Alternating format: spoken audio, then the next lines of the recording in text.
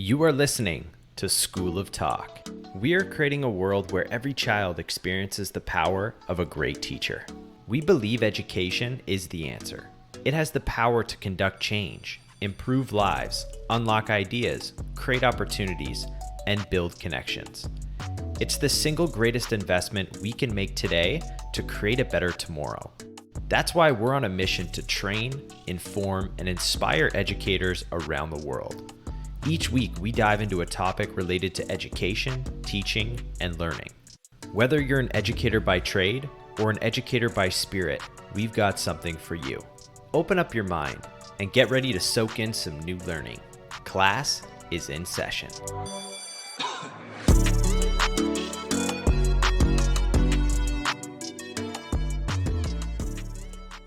Ellie Baker is an ex-school teacher turned award-winning business owner and coach for online teachers.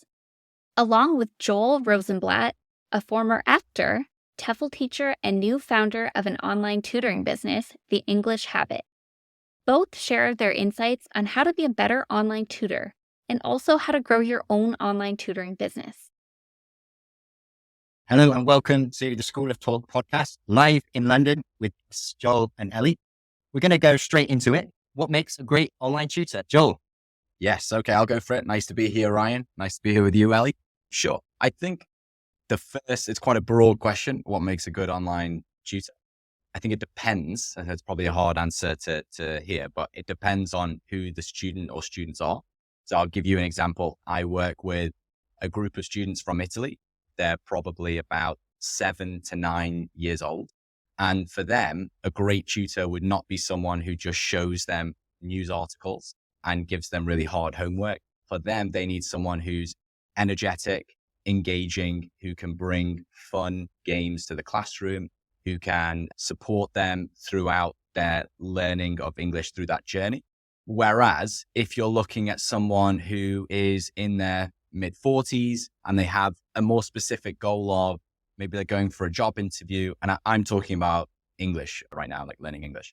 If they're going to a job interview and they're trying to prepare for that, then for them, they're going to need a different kind of online tutor. They're going to need someone to kind of drill them and prepare them for these moments and give them these kind of resources. So I would say it depends. Ellie, do you have any other points on that? Yes, I do. I mean, I'm thinking of it from a group tutor, group online group situation, really. So certainly from my perspective, most of my clients teach children, but, we've got young children from like the age of maybe 4 or 5, which is, really, really young. And then all the way up to like 18-year-olds who may be trying to transition to university. So really the dynamics of both ends of those spectrums are completely different. But what makes, I think, a good group online tutor, the ability to whatever audience you're teaching, much like what you just said, Joel, you're able to read your audience and remember that actually sort of death by monologue, death by PowerPoint is not really a great way for anyone, no matter what age you are.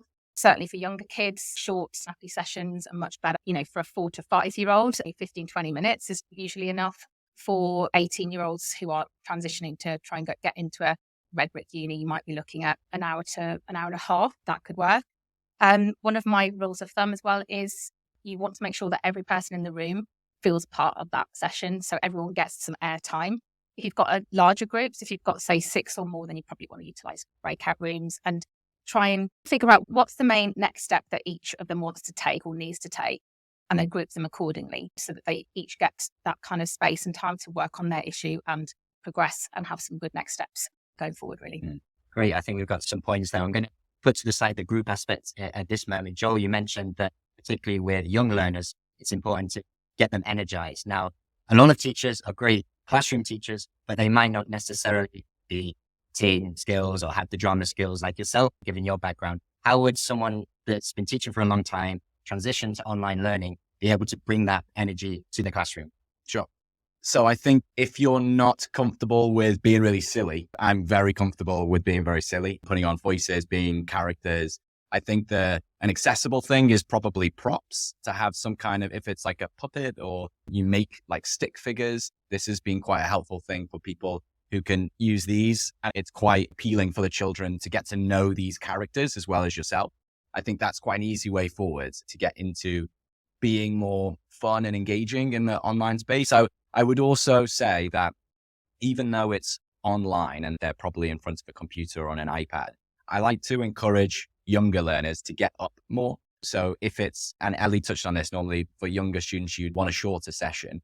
If it's 30 minutes, I would really try to cut that into 2 15-minute slots. So at point 15, I'm taking a break and getting the students to stand up, shake about a little bit, be a bit silly, kind of release some of the energy, and then sit back down and kind of refocus. So these are some of the tools. Great. And maybe it's another podcast we can see some of your silly activities that you do, but not I'd love to today. see that. Ellie, you spoke about the changing one-to-one online tutoring to a wider group, which Yeah. naturally can be very difficult. It can be, yeah. What strategies have you put in place to be able to create that personalized learning in that you naturally get one-to-one, then trying to keep that as much as you can in a group environment? Yeah. So whilst one-to-one is brilliant, it definitely has its place. It does also have its limitations and its downsides as well. So, but if you want to transition to group tuition online, and there's some things you really need to have in place before if you can do that, so you can give your students an even better experience. And there are 5 pillars that I talk my clients through. And the first one is niche. So making sure that you are solving one kind of problem for one kind of student, and they're all at a similar point, and they want to get to a similar point. So case in point might be they're all perhaps chemistry A-level students. Maybe they're studying even the same exam board. So you've got all the kind of nuances of that in your planning and in your pathway. And perhaps they all want to go to similar kind of uni and study medicine. That would be a really good niche. So that makes it much easier to facilitate a group of 6 or more. The next thing you'd want to have, obviously, is a really good structure. So far from just shoving all your students in a Zoom room once a week, I always advise that when you've got that niche, you can actually map out a really good success pathway from where they are now to where it is they want to be. That might take, say, 6 weeks, it might take 12 weeks. And you can sort of condense that content by recording videos. So you can make sure that you've got pre-recorded stuff that they can access in between the sessions. So what that means is when you actually see your students on Zoom, you're kind of going, right, how did you get on with that module? You can go straight into going deeper into the content. So you're not repeating yourself a gazillion times. And the students that need a bit more can watch those videos as many times as they want. They can come to you prepared with questions, and it's very easy for you to see as a teacher, right, which ones have got it, which ones haven't. And that brings me on to the third sort of part of the structure, which is having some kind of one-to-one contact with you that does not rely on 1 hour of Zoom one-to-one. So that would be, for example, a messaging function or emails. I give my group students feedback via email and video. So they would send me a piece of work and I will review it, and I'll just hit the record button and then send the recording. Takes me 5 minutes, but they get to kind of keep that feedback and review it time and time again. So what the beauty of that is they get better retention of that information. They can refresh their learning before coming to see you again. So those 3 elements really: pre-recorded content with a really clear pathway, group Zooms where you can go deeper, and then that one-to-one reach out is what makes it really successful. Great. And naturally, and this is an open question, and it's applicable both to one-to-one online tutoring and also group settings. How would you manage misbehavior in an online setting? I'm sure you get it. Naturally, we get it in the face-to-face classrooms as well. Ellie, if you want to see how you have combated that in the past. Yeah, so really, I think prevention's better than a cure. So I completely agree with Joel's comments on being engaging, being fun, having a prop. I think if you're dealing with kids that are pre-GCSE age, then you do have to work a bit harder at being super engaging. So I just think of every lesson as you're being interviewed for CBeebies, and then you can't really go wrong. And with my languages business bilingualism, when we had to do this online during the pandemic, we lent on things like having really colourful backdrops, which reflected our brand. So it's really great for our branding as well to showcase that. And just having those colourful props, always wearing something on your face like a house and silly glasses. And just thinking, I'm a CBeebies presenter. Before you go in there, then you go into there in that mode and acting. Yeah. It is an act in a way, isn't it? When you're with kids, it's yourself with bells on, so bring all the stock, all of the stocks out. Yeah. For sure. Yeah. We always say that as well. If you're not being the biggest energy or you're not creating the most noise per se, then there's going to be someone else drawing all the attention. Yeah. So if you're not that teacher in the classroom or on the online space, someone else is going to do it, and they're just going to be looking at this person. I've only had a few times where I wouldn't say it's that people are disrupting my class. It's more because we're not in a classroom, they're probably in their home. And then there's background noise. And if you've got more than one student in the class, sometimes you can't even identify whose background noise it is. So that's a very small admin kind of logistical problem that you can just mute people until you find out which one it is and then try and tell them. But overall, I would say it's quite a manageable thing. when you're having group experiences or one-on-one is people tend to want to be there and they want to engage, and especially if you're bringing an element. In my mind, when I'm planning classes and when I encourage the teachers that are in my team, I say that just make sure that before you go into class and you're reviewing your lesson plan, is it engaging? Do you think the students are actually going to enjoy this lesson, or did you just make it really fast because you didn't have enough time? So that's always my biggest thing, is how engaging is your lesson. Sure. And naturally, not all students have the amazing technology that we have here in our Tutor studio. I'm going to throw some stats. Every year we run surveys amongst our 1.2 million tutors that use our platform, and we get around 15 to 20,000 responses every year. Now, this year, a total of 89% of teachers that were surveyed support offering online learning opportunities to students, and a further 75% are open to teaching online permanently. And this sort of goes well for you guys because you've built businesses off the back of COVID, or maybe it's slightly early for you, Ellie. How have you found that from being a classroom teacher to then growing a business and supporting other teachers in becoming online tutors? Okay, so how have I found it different helping others as opposed to doing it myself? Yeah, Is that what- yeah. yeah. Okay, good question. So really, when COVID hit, I was running face-to-face classes and had a network of franchisees in the UK running these classes. And then suddenly we had to take it all online. So it really was overnight, like my job, mine and my sister, because we work on this together, to come up with like, how do we do this online? And we realized that it really isn't that different to being in that face-to-face environment, in that when we're planning our bilingual sing classes, I always talk to my franchisees and teachers about the rhythm of your lesson with young kids. So the rhythm meaning you might start with an engaging sort of hello song where everyone's waving and looking at you. Then you might move on to something quieter, like a Sleeping Bunnies kind of song. And then it might be, right now we're going to stand up and we're going to do a dance. Now we're going to sit down and we're going to hold a prop or play some instruments. So if you were to draw like a graph of your lesson progress, it would kind of go, it might start high and then go low, then go high and then go low. And then you might have something where they're standing up and then you sit down and then you might give them an instrument. Then you might turn the lights up and put some funky like disco lights on. So our lessons are quite structured in that our lessons are basically a playlist of different songs. So we can quite easily go, okay, we won't put two quiet songs back to back. We won't have two songs together where they're kind of similar.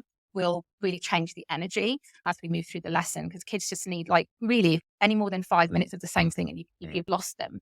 So if you think about 5-minute chunks and changing the energy, I think that works really well. It doesn't work too badly for adults either. If you apply the same, I mean, of course, you might not be switching off the lights and putting on funky hats and getting them to do actions to songs.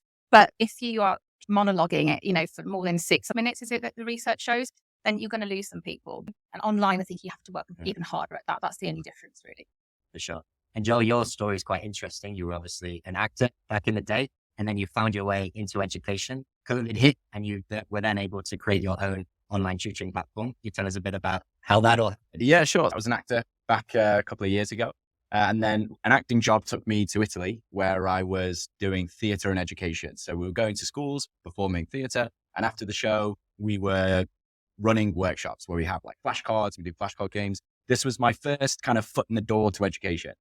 I then stayed with this company and kind of left the acting and just went into the teaching. I really enjoyed the teaching, and I started doing the immersion camps where we go to different places, different schools, and run these projects. So I probably stayed in Italy for about 2 years running these kind of projects. And this is where I got the love of teaching through entertainment. So it's that edutainment term. That's kind of where I discovered the joy for it. Then when I moved back to England, I wanted to keep teaching English. I wanted to keep that up a little bit. So I had loads of people that I'd connected with in Italy. And I just asked, like, would you like me to keep teaching maybe your children online? So I started building that up. And then from there, I created the English Habit with the idea that language learning needs to be a habit and you need to keep it up. And how do you keep that habit up? And that's kind of where it all came from. And myself and my team, we try to introduce different ways that they can keep the language learning up throughout the week. So we make a lot of like TikTok and Instagram reels, like really short snippets that are quite useful, like different ways to say a word or different ways to introduce yourself. Things that if people are scrolling, maybe just for a second, they see that, okay, it just keeps them engaged in learning English. So they know, maybe I've watched 3 videos since my last class, that's what I've done. Now I've got another class. It's just trying to keep that habit up. So that's kind of where the journey came from. It came from Italy, and now keeping it up. And a lot of my students are actually still based in Italy as well as Hong Kong, which is completely different in terms of the goals of learning English. Because in Hong Kong, people want to speak like at a native level. They want to have C2 level English. They want to be proficient. Whereas in Italy, I feel like a lot of the people, like the parents that speak to me, they just want their children to be able to get by in English. They want to be able to just use it to have a conversation. They're not really pushing their children to get the highest marks. They just want them to be a bit more comfortable. For sure. And I've seen your videos. Obviously, your Instagram page has grown massively from when you first introduced it. Knowing from my background in learning a foreign language, I think it's very important to learn little each day. And what those TikTok videos, the Instagram reels really do is giving you a snippet every day, which obviously then gets maybe the students excited about learning English, because I've seen in your videos, very animated, like you say, using your skills. Ellie, you're obviously in the business of education as well. You used to be a teacher in the classroom. That's right, yeah. Can you tell us about how you decided you had enough of the classroom teaching? Because let's face it, a lot of teachers nowadays are feeling that right now. Yeah. There's lots of things around teacher burnout, lots of reasons why a lot of teachers are leaving the profession. Why did you make that move? And do you regret anything? And how do you see yourself moving beyond the future? That's such a good question. I was a secondary trained MFL teacher teaching French and Spanish.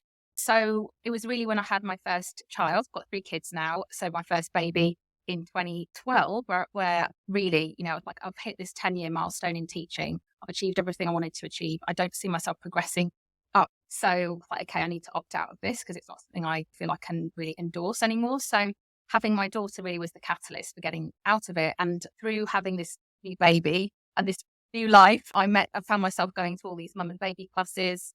And the idea really for a languages class to mums and babies, parents and babies, and childminders and young kids really came to me from, and it really took off. So I realized that I could do this for myself and I could actually give the joy of languages. Obviously, not everyone wants to become an online tutor, but almost we can foresee in the future that they might be forced to, because there's a global teacher shortage. Schools are finding it harder to find in-person teachers all the time. Naturally, and what schools have been doing around the world is implementing a hybrid system. So for those teachers that might feel like online teaching is for them, but it's forced on them, how would you advise those individuals to go about online teaching in that scenario?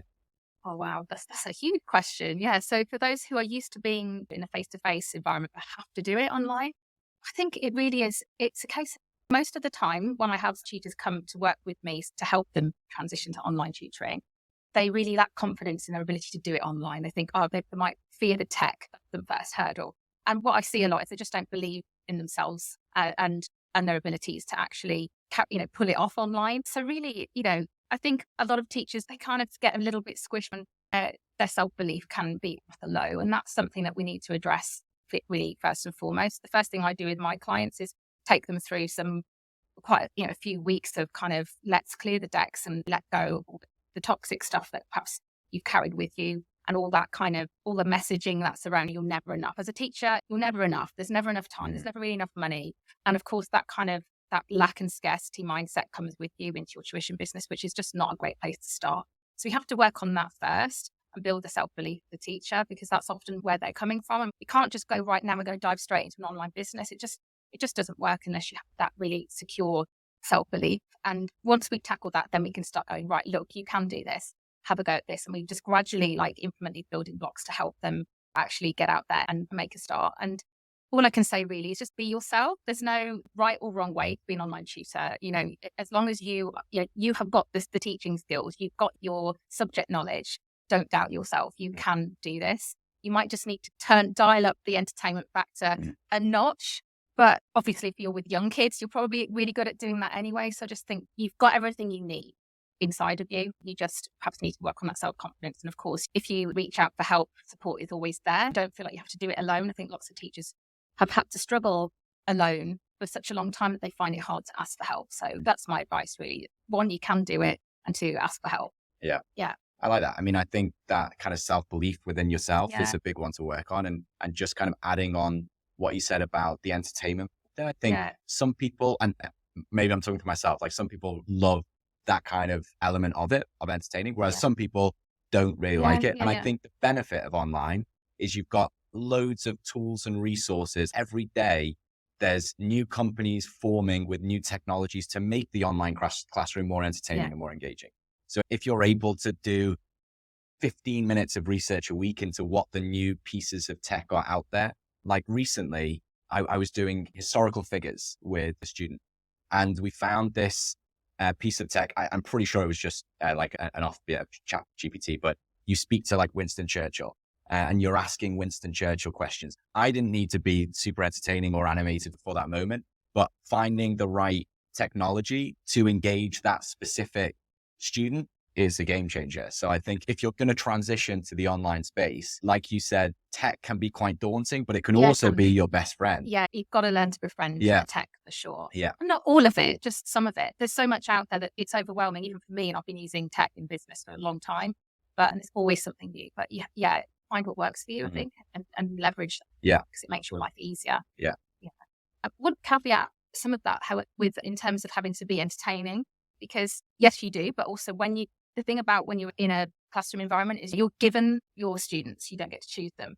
And you have to work quite hard because, they may not be a great personality match for you. I've got a great client who's quite reserved and she's not super entertaining and that worries her. But what we're seeing is because she's putting out content to her niche that reflects her personality, that's aligned with her, she's attracting those kind of students that respond better to a more reserved, quiet environment. Not all kids want to be singing and dancing. Some kids really just like quiet. My niece is a typical example of a child who doesn't want an in-your-face teacher. She wants a nice, quiet, calm teacher. So we can also fool ourselves into thinking all kids need the same thing. They don't. And the thing about being online is the world is your oyster. And if you put out authentic, aligned content, you're going to attract like-minded souls to teach. So you don't have to be a cranked up version of yourself all the time. Sure. Yeah.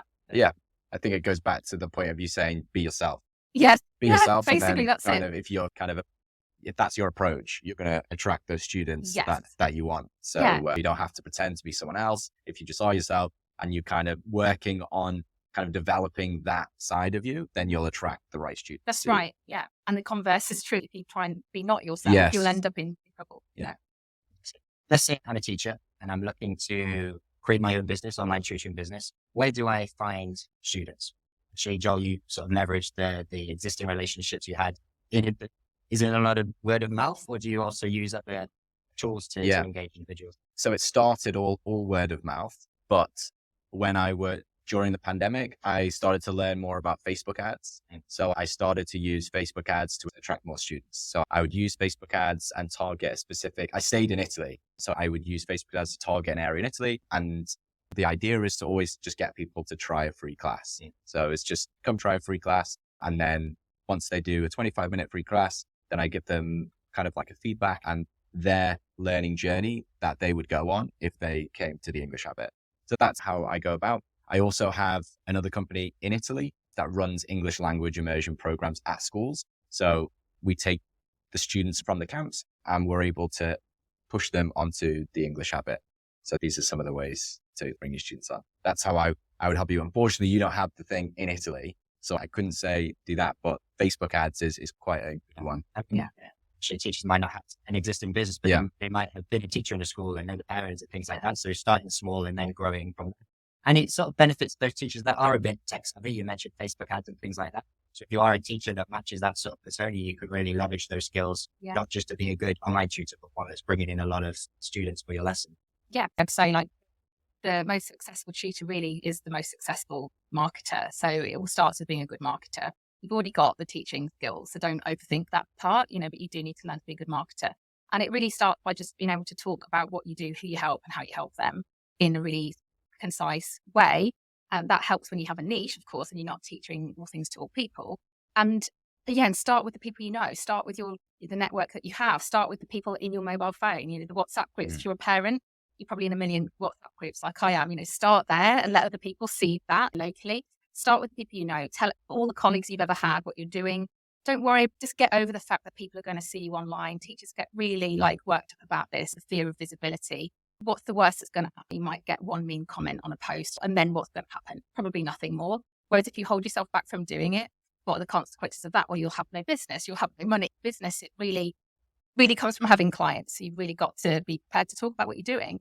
And I completely agree with Joel. Facebook ads have been my best friend, and learning how to leverage that is really fueled my coaching business. Not so much bilingual thing, but the coaching has been built almost uniquely, like maybe 80%, 90% via Facebook ads. I love them. I think they're a really, really great tool. So yeah. And I think as well, like the idea of be okay with rejection, because there's going to be times where even you have 10 trials and no one, it's not right for them. But then maybe the next 10, all of them are right for them. So they come to it. Whereas I think traditionally, this is probably more your kind of alley to answer, but like a teacher in a school doesn't have to deal with that constant rejection of someone not wanting to join their class or their program. So maybe you're sitting there at your house and you haven't got any new students in a while, and you start thinking like, what am I doing wrong? And like you take it personally, whereas it's not a personal thing. It's you can analyze your business and understand from a marketing point of view, well, what am I doing here that is not converting these people? Yeah, that's right. And really, it's just a numbers game. Like, I think you need to detach a little bit from the numbers and have an awareness of what makes normal numbers, what normal rejection and numbers and how, actually look like.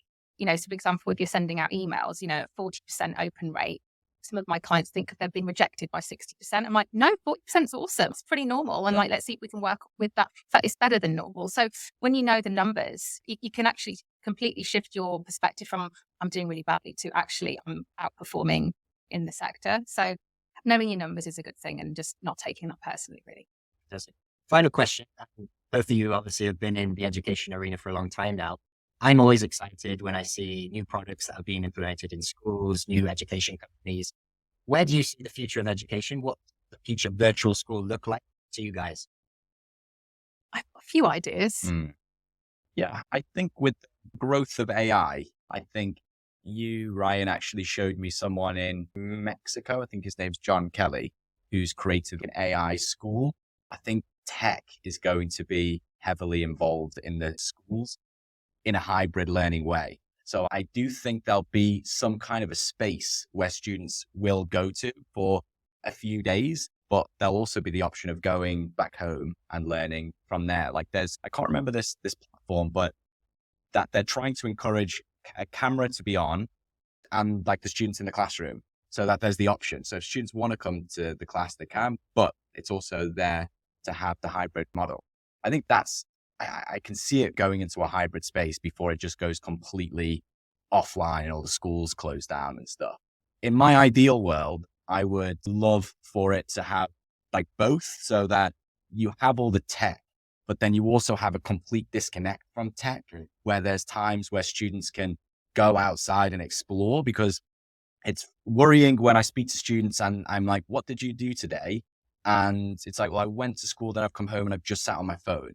And I think that could be a bit worrying. So ideally, I would love it if it could be like more outside and people could like go run around and explore nature a little bit more and look around. But I'm not sure if it's going that way. I see it more like tech hybrid in the classroom. Yeah. Yeah, I always had this vision. It's just something that's very close to my heart with 3 kids in the primary school system at the moment. So I would love to see a hybrid system whereby in the mornings, kids are together and learning in the classroom without tech. And they are perhaps doing their core learning, whatever that needs to be. Probably going to be a combination of maths and literacy. Let's face it, that needs to be done. I do agree with that. And then I would like to see afternoons where kids get to access tech, whether that be at home or in a supported learning environment in school, where they are able to access courses online or pursue interests of their own that are very personal to them. So really taking into account the individuality of every child. Because now, why are we restricting kids to learn a set curriculum and all these very traditional kind of pathways, following these pathways? It's a bit like being in a sausage factory. They all have to come out the same kind of shape at the end, and then they have numbers or grades stamped on their foreheads, it seems. By year 1, they're very aware of how well they're doing in relation to their peers, and I've seen this in my own son, who was very aware that his mock SATs results were not up to par and felt horrendous about himself and felt that he was just a failure. And my boy was barely 7 years old when he received this feedback. And it's just not okay. Like, we need to have a system that's very child-centered, and screw the league table, screw Ofsted. It really is about, are the kids happy? Do they know themselves? What kind of opportunities are we giving them to get to know themselves so they can like themselves and not compare themselves to others and celebrate their own interests and their own strengths? So they have opportunities to pursue those things that they love and that they personally are talented at, and can actually recognize the strengths and talents of other kids and not see it as I'm good at this and you're not, or they're better than me at this. This is the kind of culture that we're in. And that could be a whole podcast episode. Exactly. Yeah. Assess students and everything. But I think we'll call it there. It's been absolutely amazing to have you both on. Where can people find you if they want to reach out and find some more information? Joel, do you want to start? Sure. So either on theenglishhabit.com or The English Habit on like LinkedIn or Instagram and TikTok, The English Habit. Amazing. So that we're in 2 different places. So, if you're interested in languages for your kids, then we are Bilinguasing. That's spelled BILINGUA, and then sing as one word, Bilinguasing. And my more generic coaching website is elliebakereducation.com. Fantastic. And we will put them in the links below the recording. But if you're a teacher, get back to class. You're great to that. It's been great having you, and all the best.